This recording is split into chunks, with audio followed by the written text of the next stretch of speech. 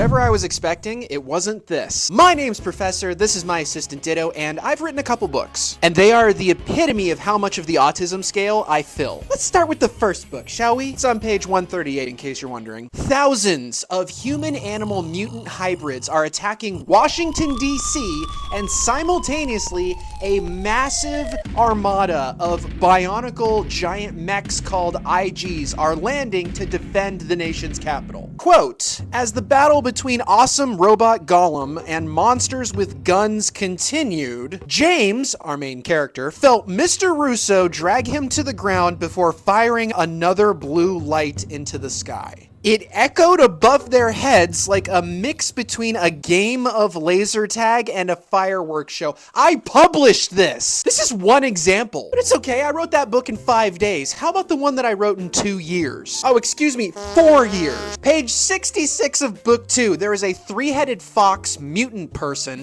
that is currently trying to assassinate one of the 5 supreme justices, who is also a great wizard. Man, screw the cool S, I should put that on a t-shirt. Quote, you know where I came from? Milo asked, the knife starting to fall from his grasp. Yes, and I know that you don't want to kill anyone, the judge said, letting his arms rest peacefully at his sides. You want to be free. This freedom I can grant you. Because he's a supreme judge, you know, and he's knows magic. But by far, one of my favorite moments from this book is towards the beginning when the fairy vice president of the United States finds out that her soon-to-be husband has made a deal with this universe's devil through blood magic and is now turning into a polar bear. This happens on like page 3. For those of you wondering, yes, I am seeing a therapist. My other favorite moment is in the first book when the main character realizes, holy cow, I've been isekai'd. Where are all the beautiful companions? And there's this ugly looking witch that tells him he's president. Congratulations, you made it to another world. Anyway, Mr. President, there's this place called Syria. But I know what you're thinking. If these books are called President Troll, how political are they? Well, you don't have to worry at all.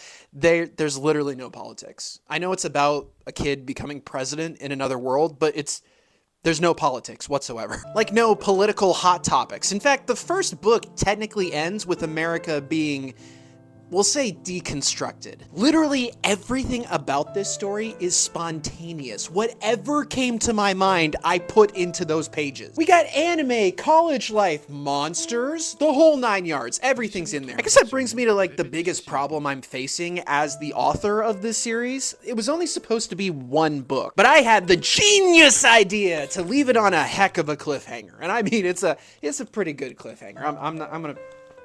It's a good cliffhanger. And then I tried to publish it and just walk away, but no, the world had to have a sequel. So I gave you one and made the exact same mistake as I did before. So a third, and I swear, final book is on its way right now. I'm literally writing it just off screen. And boy, do I have some spontaneous plans for it. I'm talking, we're gonna see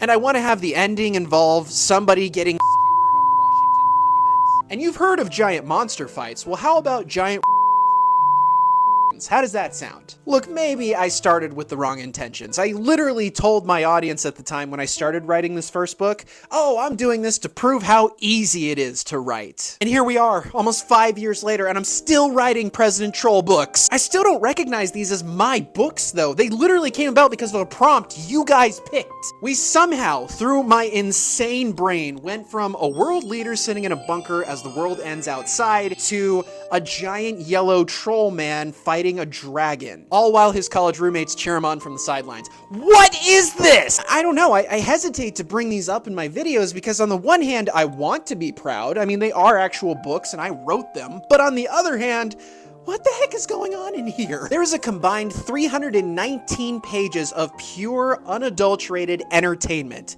and I kinda love it. But at the same time, is this my legacy? Is this what I'm gonna be known for? I can write serious stuff. I can be a little bit more mature in what I create and craft. I mean, usually when I tell people about these stories, I mention that they're popcorn books in that you can pick them up, enjoy them, and set them down and not question your place in the universe. These books aren't pretentious. They weren't written by a college professor. They were written by this professor. And this professor is here for one reason only, to make you laugh. And I guess that's the point of this whole video. I don't know why I wrote those books originally, but I'm kind of grateful I did. It was a meaningful experience, and some of you have had a lot of fun with it out there.